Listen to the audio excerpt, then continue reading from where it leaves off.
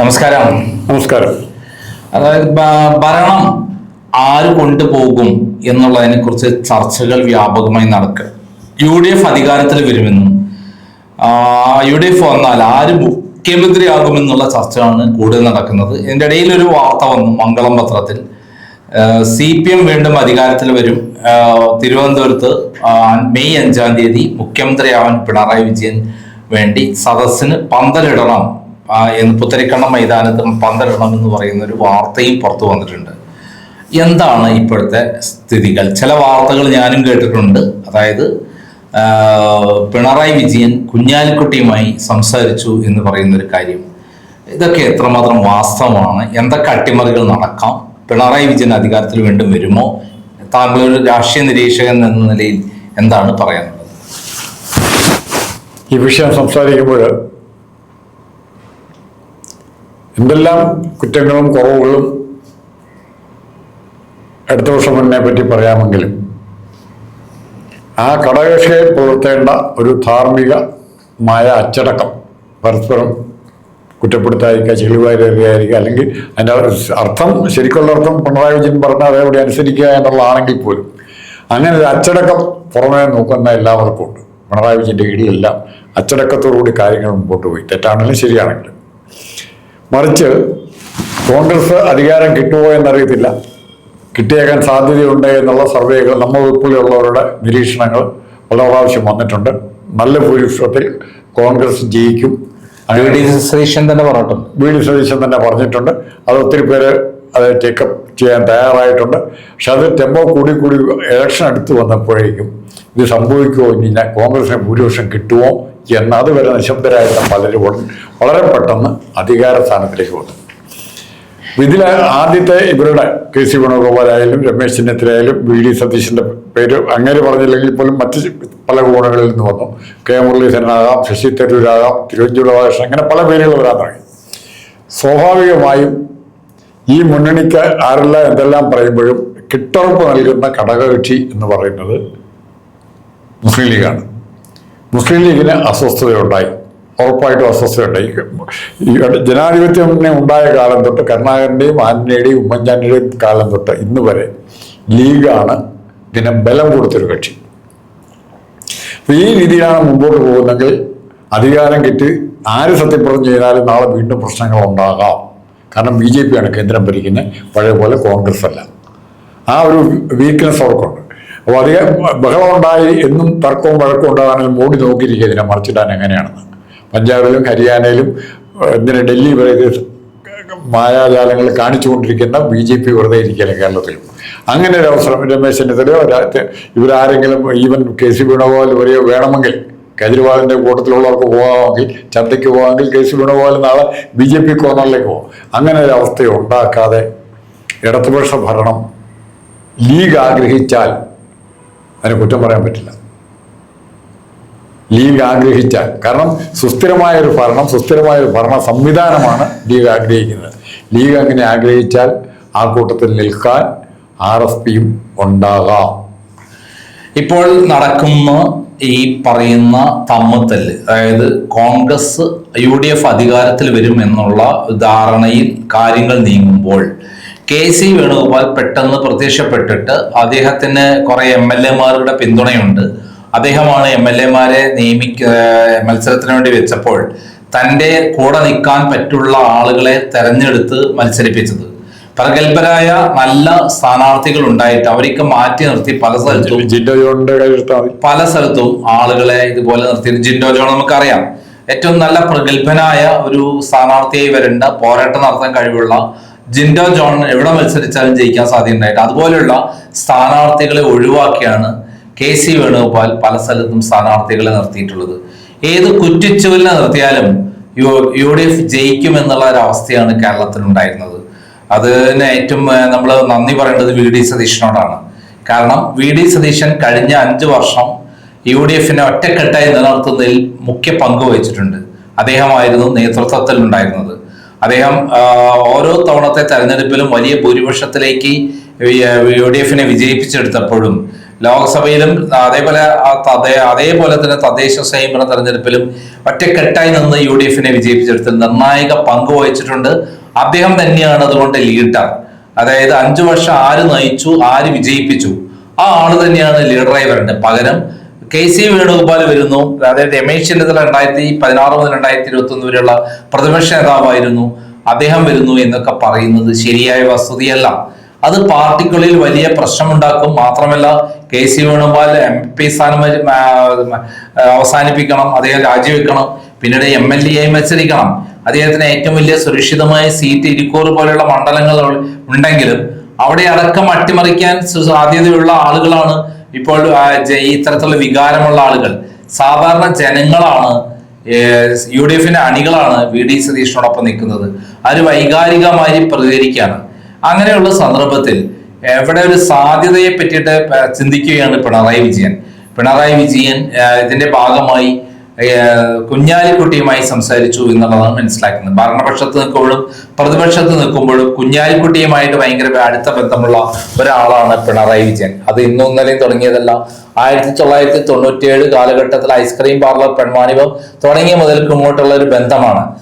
യഥാർത്ഥത്തിൽ പിണറായിയെ ഇത്രയും വളർത്തുന്നതിൽ കുഞ്ഞാലിക്കുട്ടി വഹിച്ച പങ്ക് ചെറുതൊന്നുമല്ല. അന്ന് കുഞ്ഞാലിക്കുട്ടിയെ ബ്ലാക്ക്മെയിൽ ചെയ്ത് അന്ന് കൈരളി ചാനൽ ഉണ്ടാക്കുന്നതിനും അതുപോലുള്ള സംഭവങ്ങൾക്കും പ്രമുഖ ബിസിനസ്സുകാരെയൊക്കെ പരിചയപ്പെടുത്തി കൊടുത്തത് കുഞ്ഞാലിക്കുട്ടിയാണ്. കാരണം വഹാബും അതേപോലെ യൂസഫ് അലി അടക്കമുള്ള ആളുകൾ, കേരളത്തിലെ ഏറ്റവും വലിയ ബിസിനസ്സുകാരൊക്കെ, പ്രവാസി ബിസിനസ്സുകാരൊക്കെ കുഞ്ഞാലിക്കുട്ടിയുടെ കൈവശമായിരുന്നു. അവിടെ നിന്ന് കൈരളി ചാനൽ തുടങ്ങുന്നതിന് വേണ്ടി ബ്ലാക്ക്മെയിൽ ചെയ്ത് കുഞ്ഞാലിക്കുട്ടിയെ ബ്ലാക്ക്മെയിൽ ചെയ്തിട്ടാണ് ഐസ്ക്രീം പാർലർ പെൺവാണിഭം വെച്ചിട്ടാണ് ആക്ച്വലി അദ്ദേഹത്തെ വരുതിയിൽ കൊണ്ടുവന്നത്. യഥാർത്ഥത്തിൽ ഞാൻ ഏറ്റവും അധികം ക്രൈമാണ് ഐസ്ക്രീം പാർലർ പെൺവാണിഭം പുറത്തു കൊണ്ടുവന്നത്, കുഞ്ഞാലിക്കുട്ടിയെ കുറിച്ചുള്ള കല്ലട സുകുമാരൻ റിപ്പോർട്ട് പുറത്തു കൊണ്ടുവന്നത്, അങ്ങനെ ഒത്തിരി കാര്യങ്ങൾ അതിൻ്റെ അകത്ത് ഉണ്ടായിട്ടുണ്ട്. എന്നെ ആ കള്ളക്കേസിൽ കുടിക്ക് അറസ്റ്റ് ചെയ്യാൻ കൊണ്ടുപോയത് എന്തിനാണ്? KP ശശി 1 കോടി രൂപ കുഞ്ഞാലിക്കുട്ടിയിൽ നിന്ന് കൈക്കൂലി വാങ്ങി എന്ന് പറയുന്ന ആരോപണത്തിൽ ഞാൻ എനിക്ക് നോട്ടീസ് അയച്ചിട്ടും വെല്ലുവിളിച്ച് കേസ് ഫയൽ ചെയ്യാൻ പോയപ്പോഴാണ്. അതുപോലെ നാണം കെട്ടതാണ് P ശശി. അപ്പൊ അന്ന് P ശശി പിണറായി വിജയൻ കൂട്ടുകെട്ടാണ് ഈ കേന്ദ്രരെ മൂലക്കിരുത്തി ഭരണം നടത്തിയിരുന്നത്. അങ്ങനെയുള്ള ഒരു ബന്ധമായിരുന്നു. പിന്നീടാണ് ഞാൻ മനസ്സിലാക്കുന്നത് അതിലെ ഏറ്റവും പ്രധാനപ്പെട്ട 2 പോലീസ് ഓഫീസർമാർ ഞാൻ വളരെ അടുത്ത അവർ പിന്നീട് പറഞ്ഞു, ഞങ്ങൾ അന്ന് തന്നത്, ഞങ്ങൾക്ക് കിട്ടിയ വിവരങ്ങൾ, ഞങ്ങൾ പബ്ലിഷ് ചെയ്ത വിവരങ്ങൾ ആണ്, അതായത് FIR അടക്കമുള്ള കാര്യങ്ങളിലെ മൊഴികളടക്കമാണ് സത്യത്തിൽ കുഞ്ഞാലിക്കുട്ടിയെ പിണറായി വിജയനും P ശശിയും കൂടെ കൊടുക്കാൻ വേണ്ടി ഈ പോലീസുകാരെ നിയമിക്കുകയും പോലീസ് സ്വന്തമായി എഴുതിയുണ്ടാക്കിയതാണ് കുഞ്ഞാലിക്കുട്ടിക്കെതിരെയുള്ള കാര്യങ്ങൾ എന്നാണ് എന്നോട് പറഞ്ഞത്. എനിക്ക് പോലും ഭയങ്കര വിഷമമുണ്ടായി. കുഞ്ഞാലിക്കുട്ടി ആ പറയുന്ന റജീനയുടെയും റജൂളയുടെയും ഒക്കെ തന്നെ അതുപോലുള്ള കുട്ടികൾ കൊടുത്ത മൊഴികളിലൊക്കെ തന്നെ പോലീസ് എഴുതി ഉണ്ടാക്കിയതാണ് എന്ന് പറയുന്ന ഒരു സംഭവം അത് P ശശി പറഞ്ഞിട്ടാണ്, അതേപോലെ പിണറായി വിജയൻ പറഞ്ഞിട്ടാണെന്നുള്ള കാര്യങ്ങൾ പുറത്തു വന്നതോടെ എന്നോട് തന്നെ വെറുപ്പ് തോന്നുകയാണ്. കാരണം ഞാനാണ് ആ വാർത്തകളെല്ലാം പ്രസിദ്ധീകരിച്ചിട്ടുള്ളത്. അങ്ങനെ കുഞ്ഞാലിക്കുട്ടിയെ വരുതിയിൽ കൊണ്ടുവരാൻ വേണ്ടി സകല തന്ത്രങ്ങളും പ്രയോഗിച്ചുള്ള ഒരാളാണ് പിണറായി വിജയനും P ശശിയും. ഇപ്പോൾ മറന്നീക്കിയ സത്യങ്ങളൊക്കെ പുറത്തു വരിക. എന്നാലും അന്ന് പിണറായി വിജയനും കുഞ്ഞാലിക്കുട്ടിയും തമ്മിലുള്ള ബന്ധം ഇപ്പോഴും തുടരുന്നുണ്ട്. ഭരണപക്ഷത്തായപ്പോൾ പിണറായി വിജയൻ കുഞ്ഞാലിക്കുട്ടിയെ സഹായിച്ചിട്ടുണ്ട്, കുഞ്ഞാലിക്കുട്ടി ഭരണപക്ഷത്താകുമ്പോൾ പിണറായിനെയും സഹായിച്ചിട്ടുണ്ട്.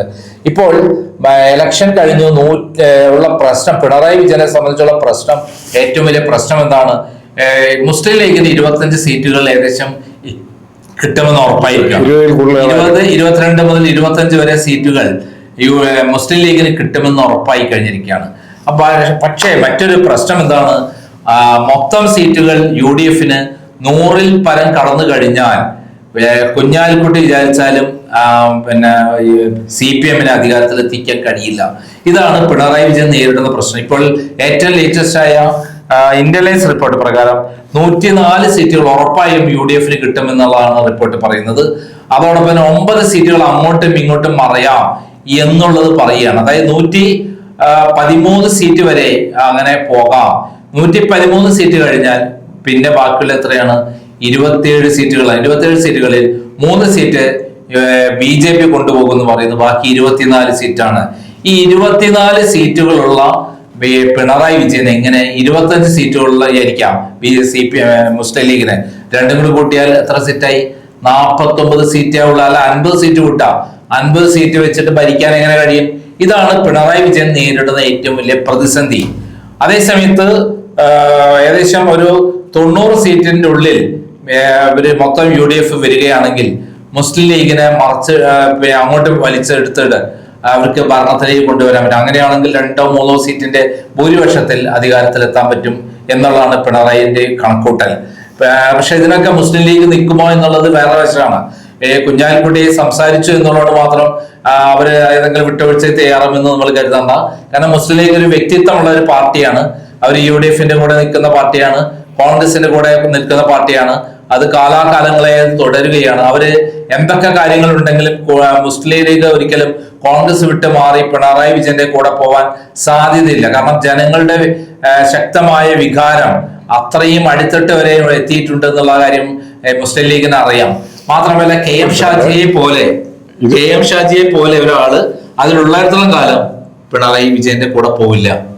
ലീഗിനും KC വേണുഗോപാലൊക്കെ ഫേസ് ചെയ്യുന്ന ഒരു കാര്യം, സതീശൻ ഒരു ഗ്രൂപ്പിന്റെ ആളല്ല, ഗ്രൂപ്പിന്റെ സ്ഥാനാർത്ഥിയല്ല, മറിച്ച് കോൺഗ്രസ് പ്രവർത്തകരെ UDF പ്രവർത്തകരെ അക്സെപ്റ്റ് ചെയ്ത നേതാവാണ് സതീശൻ. അതാണ് കാര്യം. അപ്പൊ അതുകൊണ്ട് ആ സതീശനെ തള്ളി മാറ്റുക എന്ന് പറഞ്ഞാൽ രാഹുൽ ഗാന്ധി മണ്ടനാണെങ്കിൽ, അതുപോലെ മണ്ടനാണെങ്കിൽ മാത്രമേ സതീശനെ മാറ്റി വേറെ ഓൾട്ടർനേറ്റീവ് അന്വേഷിക്കുള്ളൂ. അതുപോലെ തന്നെ ലീഗിനും ഇപ്പോഴത്തെ പരിസ്ഥിതി എന്ന് പറഞ്ഞാൽ ലീഗ് വേണമെങ്കിൽ ബാർഗെയിൻ ചെയ്ത് കൂടുതൽ മന്ത്രിസ്ഥാനം അങ്ങനെയുള്ളതൊക്കെ മേടിക്കുക എന്നുള്ളതല്ലാതെ അതിനപ്പുറത്തേക്ക് തൽക്കാലം പ്രധാനപ്പെട്ട എന്തെങ്കിലും കാര്യങ്ങൾ ഉണ്ടാകുന്നത് വരെ ഈ ഗവൺമെന്റിനെ മറിച്ചിടാൻ ലീഗ് ശ്രമിക്കാൻ UDFന്റെ കൂടെ അല്ലാതെ മാറിപ്പോവാൻ സാധ്യത ഇപ്പോഴത്തെ പരിസ്ഥിതി സാധ്യത കുറവാണ്. അതിനുള്ള അവസരം നോക്കിയിരിക്കും വേണമെങ്കിൽ. പക്ഷെ ഇപ്പൊ എന്തെങ്കിലും കാര്യം വന്ന് തർക്കങ്ങൾ ഉണ്ടാക്കി ആ തർക്കത്തിന്റെ പേരിൽ ലീഗിന് മാറി നിൽക്കാം. പക്ഷെ ഇപ്പൊ ഇന്ന് കഴിഞ്ഞ ദിവസം ചൂരൽമലയിലെ ആ വീട് സന്ദർശിക്കാൻ ചെന്ന തങ്ങളും കുഞ്ഞാലിക്കുട്ടിയൊക്കെ ഒരു കാര്യം കേരളത്തിൽ കാണിച്ചു തന്നു. കേരളത്തിന്റെ മോഡൽ, മതേതരത്വത്തിന്റെ മോഡൽ മുസ്ലിം ലീഗാണ് യഥാർത്ഥത്തിൽ എല്ലാവർക്കും മാതൃകയായ കക്ഷി. അപ്പൊ അത്തരം സ്റ്റാറ്റസിൽ നിൽക്കുമ്പോൾ ഒരു കാലുവാരി അധികാരമുഖത്തിന്റെ ഒരു കളി കളിക്കാൻ ഇപ്പോഴത്തെ സാധിക്കാരി തങ്ങൾ പോവും എന്ന് ഞാൻ വിചാരിക്കുന്നു. അത് തന്നെയാണ് പിന്നെ പിണറായി വിജയനെ സംബന്ധിച്ചിടത്തോളം ഒരു പ്രശ്നം. അങ്ങോട്ട് കണക്കൂട്ടി ഇങ്ങോട്ട് വാന്ന് പറയുന്നത് അങ്ങോട്ട് ചെല്ലുന്ന ഒരു സ്ഥിതിയിലല്ല. മാത്രമല്ല കുഞ്ഞാലിക്കുട്ടി മനസ്സിലാക്കിയിട്ടുണ്ട് പിണറായിയും ശശിയും കൂടെ പ്ലാൻ ചെയ്ത് കുഞ്ഞാലിക്കുട്ടിയെ കുടുക്കിയതാണെന്ന് ഐസ്ക്രീം പാർലറിൽ, എന്നിട്ട് കച്ചവടം ചെയ്താണ്, ബ്ലാക്ക്മെയിൽ ചെയ്ത് പണം തട്ടിയതാണ്, എന്നിട്ട് അധികാര ദുർവിനിയോഗം ചെയ്തതാണ് എന്നുള്ളത് മനസ്സിലാക്കിയിട്ടുണ്ട്. പിന്നെ ഒരു ചാൻസ് ഉണ്ട്. ഇപ്പൊ ഉദാഹരണത്തിന് ബംഗാൾ ഇലക്ഷൻ നടക്കുകയാണ്. ബംഗാളിൽ CPM-ന് ഏതെങ്കിലും കാരണവശാൽ 30-40 സീറ്റ് കിട്ടി ബംഗാളിൽ കൂടെ കമ്മ്യൂണിസ്റ്റ് പാർട്ടി വളരുകയാണെന്നുണ്ടെങ്കിൽ, മറിച്ച് ബംഗാളിൽ പൂർണ്ണമായിട്ട് തീർന്നു കഴിഞ്ഞാൽ പിന്നെ മുസ്ലിം ലീഗിന് ഇങ്ങനെ ഒരു ആലോചനയെ വരികയില്ല. CPM അവരുടെ ചിന്തയിലേക്ക് പോലും വരികയില്ല. ബംഗാളിൽ എന്തായാലും സീറ്റ് കിട്ടാൻ പോകുന്നത് അവർക്കറിയാം. അവിടെ ഒന്നെങ്കിലും മമത BJP എന്നുള്ള നിലയിലേക്ക് കാര്യങ്ങൾ മാറി ആർക്കും പറയാൻ പറ്റില്ല. അപ്പൊ എന്തായാലും BJP എല്ലാ വഴികളും നോക്കുന്നുണ്ട്. അവിടെ ഇനി ചെയ്യാനുള്ള അക്രമങ്ങളൊന്നും ബാക്കിയില്ല, എല്ലാം അവർ ചെയ്തുകൊണ്ടിരിക്കുകയാണ്. അപ്പം ഇവിടെ നമ്മൾ മനസ്സിലാക്കേണ്ട കാര്യം, പിണറായി വിജയൻ കുഞ്ഞാലിക്കുട്ടിയെ വിളിച്ചു എന്ന് പറയുന്ന കാര്യം ശരിയായിരിക്കാം, അദ്ദേഹം സംസാരിച്ചിട്ടുണ്ടായിരിക്കാം. പക്ഷെ ഇപ്പോഴത്തെ കുഞ്ഞാലിക്കുട്ടി ഇതിനൊന്നും വഴങ്ങുന്ന ഒരാളല്ല എന്നാണ് സത്യം. മിതത്വവാദിയാണ്, എല്ലാവരും കൂട്ടി ജീവിക്കാൻ കഴിവുള്ളതാണ്. കോൺഗ്രസിൽ ഒരു പ്രശ്നമുണ്ടെങ്കിൽ അത് തീർക്കാൻ കുഞ്ഞാലിക്കുട്ടിയും അതേപോലെ സാദിഖ് അലി ശിഹാബ് തങ്ങളും വിചാരിച്ചാൽ കഴിയുമെന്നുള്ള അവസ്ഥയിലാണ് ഇന്ന് കേരളത്തിൽ മുസ്ലിം ലീഗിന്റെ സ്ഥിതി. കാരണം അവർ അത്രയും സമന്വയത്തോടെ എടുത്തുചാട്ടമില്ലാതെ പക്വതയോട് കൂടിയിട്ടുള്ള ഒരു പെരുമാറ്റവും പ്രവർത്തനവുമാണ് കുഞ്ഞാലിക്കുട്ടിയിൽ നിന്നും അതേപോലെ സാദിഖ് അലി തങ്ങളിൽ നിന്നൊക്കെ നമ്മൾ കാണുന്നത്. അത് മാതൃകാപരമായ രാഷ്ട്രീയ പ്രവർത്തനമാണ്.